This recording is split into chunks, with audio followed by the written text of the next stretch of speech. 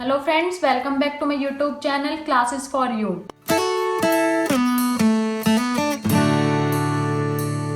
Chapter 5 part 3 principle of inheritance. तो आज हम बात करते हैं मेंडलिज्म, यानी मेंडलिज्म क्या होता है। ग्रेगर जॉन मेंडल का जन्म सन 1822 ईस्वी में हुआ था। कौन है ये ग्रेगर जॉन मेंडल, जिन्होंने मेंडल ने क्या किया था, पी का आविष्कार किया था, और यह प्रथम आनुवांशिकीविद थे, यानी इन्होंने ही सर्वप्रथम पाइजम सटाइवम का आविष्कार किया। तो ये क्या कहा जाता है, इनको मेंडलवाद को पाइजम सटाइवम के खोजकर्ता कहा जाता है, इसलिए इन्हें आनुवांशिकी के जनक भी कहा जाता है। इन्होंने वंशागति के मूल नियम बनाकर आनुवांशिकी की नींव डाली थी। मेंडल ने अपने जीवन में वंशागति से संबंधित अनेक प्रयोग किए।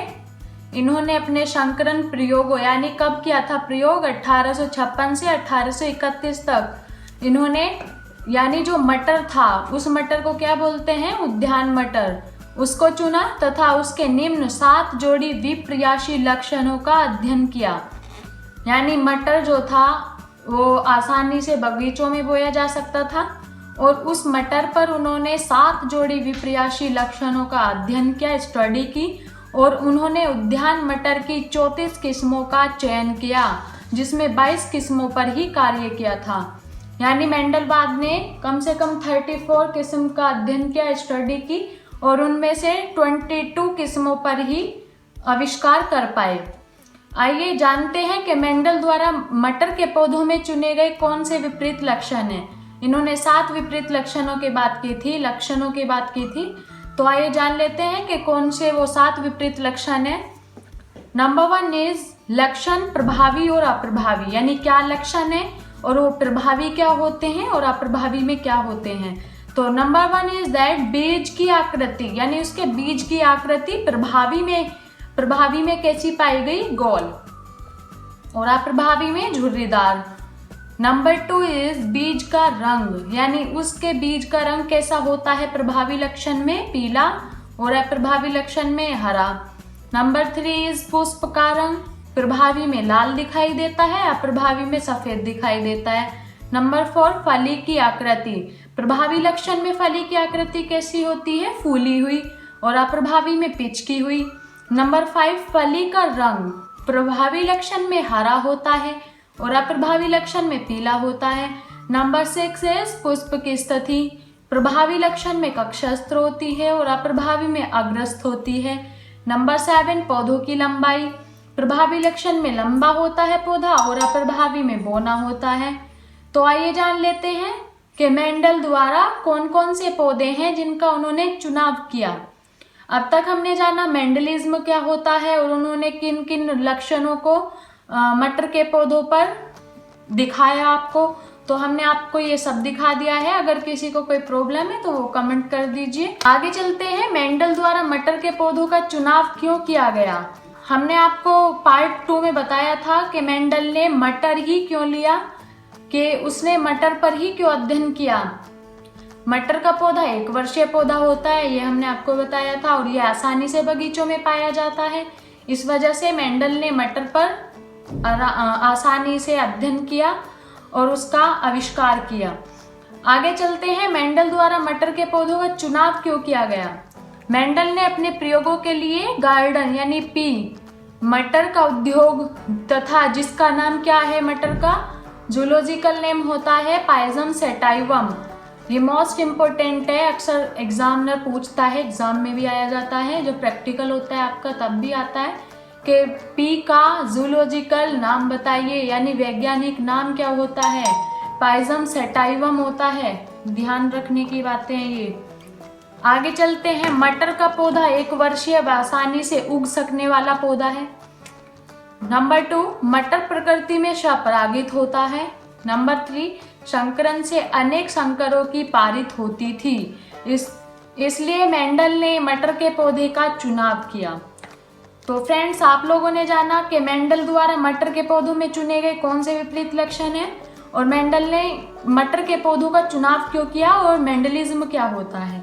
अब तक हमने ये जाना, आगे जानते हैं कि मेंडल द्वारा चुने गए मटर के पौधे में पाए जाने वाले लक्षण, जो कि हमने आपको पहले भी बताए थे। पौधे की लंबाई, बीज की आकृति, बीज का रंग, पुष्प की स्थिति, फली का रंग और फली की आकृति। तो आइए फिर से एक बार जान लेते हैं, मेंडल द्वारा चुने गए मटर में पाए जाने वाले 7 कौन कौन से लक्षण होते हैं। तो सबसे पहले आपको क्रम संख्या डालनी होगी, सीरीज नंबर, फिर आपको लक्षण, फिर प्रभावी, फिर अप्रभावी यानी पौधे की लंबाई।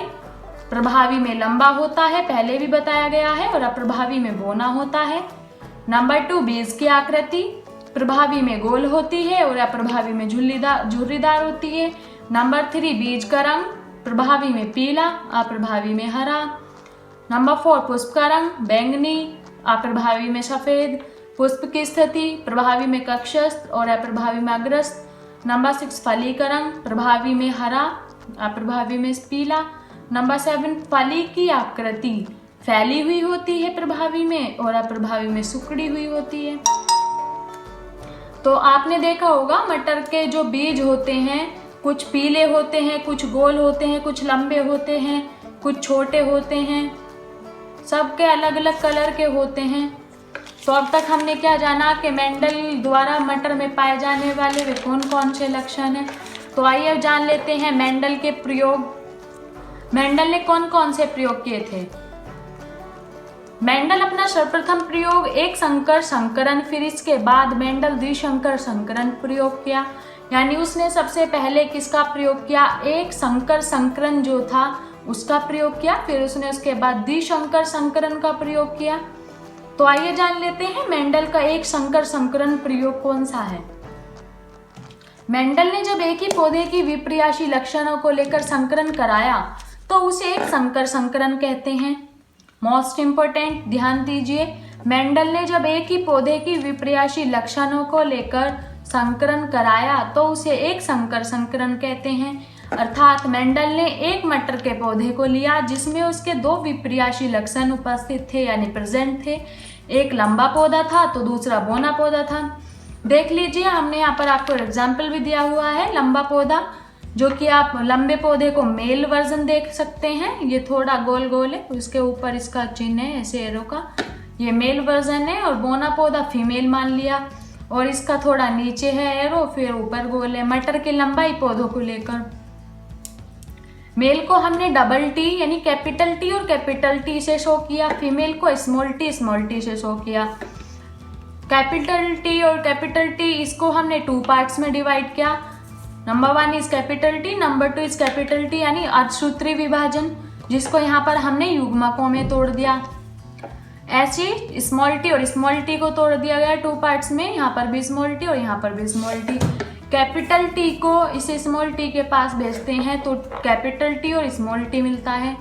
फिर कैपिटल टी को स्मॉल टी के पास भेजेंगे, फिर कैपिटल टी और स्मॉल टी मिलेगा। ऐसे ही capital T small T, capital T small T, यानी ये जो है इसकी F1 पीढ़ी है, F1 जनरेशन है, जो कि ये प्रभावी लंबा है।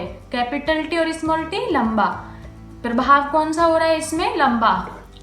ये सारे सेम है, ये भी कैपिटल टी है, ये भी कैपिटल टी है, तो इसमें भी लंबा, इसमें भी लंबा और इसमें भी लंबा। यानी इसमें सबसे F1 जनरेशन में क्या हुआ, एक जैसे ही प्लांट हमें मिले, इसमें कोई बौना पौधा नहीं है, सारे ही लंबे पौधे हैं।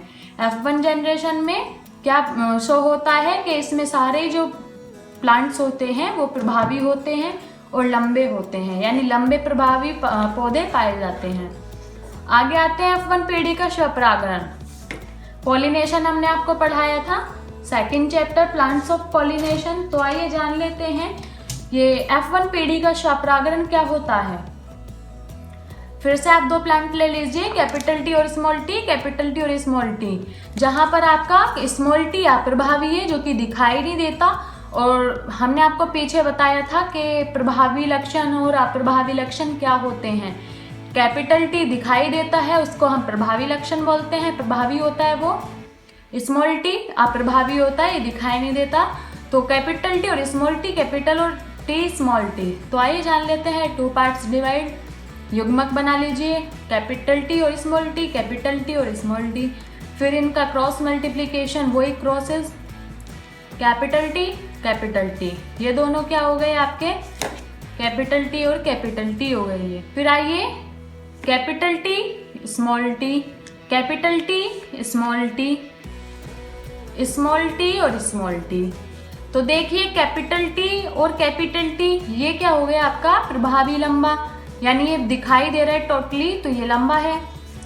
ये कैपिटल टी और स्मॉल टी ये भी लंबा है, कैपिटल टी स्मॉल टी ये भी लंबा है। देन यहाँ पर ध्यान दीजिए स्मॉल टी और स्मॉल टी, ये जो पौधा है आपका ये बोना पौधा है, स्मॉल टी और स्मॉल टी। अगर आपको फ्रेंड्स ये समझ नहीं आ रहा है तो कमेंट कीजिए, हम आपको अच्छे से समझा देंगे। आइए अब जान लेते हैं कि इनका जीनोटाइप और फिनोटाइप क्या होता है। ये भी मोस्ट इम्पोर्टेंट है क्योंकि जब जेनेटिक्स की बात आती है तो सबसे पहले हमें फिनोटाइप और जीनोटाइप बताने होते हैं। क्या होता है फिनोटाइप और जीनोटाइप, इनके रेशियोज भी निकाले जाते हैं। तो आइए जान लेते हैं जीनोटाइप क्या होता है। जीनोटाइप जीन का होता है, फिनोटाइप जो दिखाई देता है वो होता है।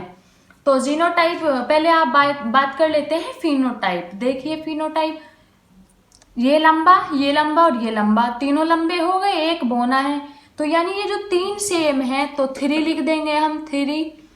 फिर उसके बाद इश्यू लगा देंगे, रेशो लगा देंगे और फिर एक है आपका बोना पौधा यानी 3:1।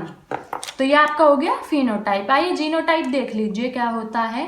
कैपिटल टी और कैपिटल टी एक ही है तो 1 लिख देंगे, 1:, ये कैपिटल टी और स्मॉल टी, कैपिटल टी और स्मॉल टी ये आपके 2 हैं, ये दोनों लंबे हैं, आप देख सकते हैं सेम प्रोसेस है। तो इसको आप लिख देंगे 2:, स्मॉल टी और स्मॉल टी 1 ही है तो ये आप लिख देंगे 1, यानी 1:2, 2:1, ये हो गया आपका जीनोटाइप। फिनोटाइप आपको पता ही है 3:1, ये हो गया आपका फिनोटाइप। तो आइए फ्रेंड्स आज की इस वीडियो में बस इतना ही। अगर किसी को कोई प्रॉब्लम है तो वो कमेंट कर दीजिएगा और हमारे नोट्स आपको डिस्क्रिप्शन में मिल जाएंगे। अगर वीडियो अच्छी लगे तो लाइक जरूर कर दीजिए। तब तक के लिए बाय बाय।